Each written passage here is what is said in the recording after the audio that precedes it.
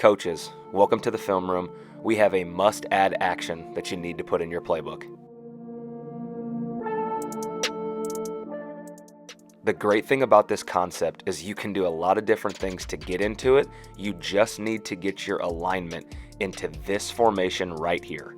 I would advise you to put your best decision maker with the ball in their hands because there's multiple layers that you're going to have to read. The concept is called exit, and the reason it works so well is because it pulls the tags outside of the paint. And what I mean by that is, as the ball screen is happening, this highlighted offensive player is going to come in and set an in screen as the player underneath the basket exits out to the corner to pull his defender with him.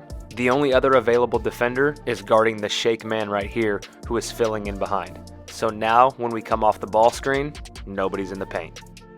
I would recommend running some stuff like this before you get into it, just so that the defense can't key on it.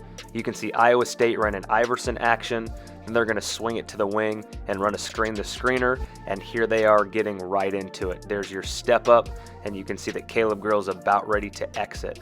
So on this ball screen, the goal is to make those two defenders guard one. The help defender is going to leave chasing the exit, and the only other help defender is going to be that backside guy who's worried about the shake, which opens up the lane for a wide open layup, dunk, or alley-oop. Here's another variation that you can do to get into this. So what Iowa State does here is called ram. You set a screen for a guy who exits, and now Caleb's just going to throw it right back, and they're in the formation that they need to be in. You've got your ball screen, you've got your baseline runner exiting to get out of the paint, and the nice thing about this variation is Caleb Grill is already so high that he's naturally pulled his defender way out of the picture, so you don't even really have to worry about him.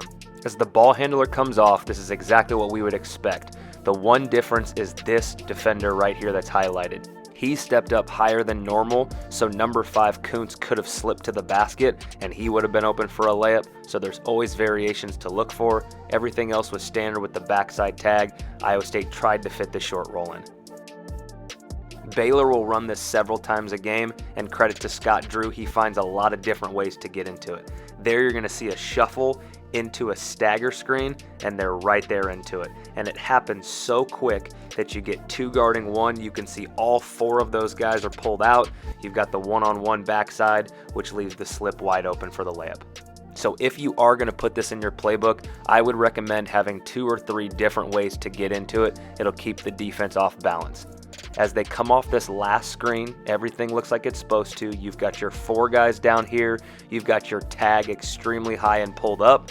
But the biggest difference in this clip is I want you to see the big defender. Because he's that low in the paint, the guard makes a great read. He comes off and he does what's called loading the gun for a 3. If you enjoyed this breakdown, subscribe to the channel because we'll be doing these periodically to help add to your playbook. Thanks for coming through. We'll see you next time in the film room.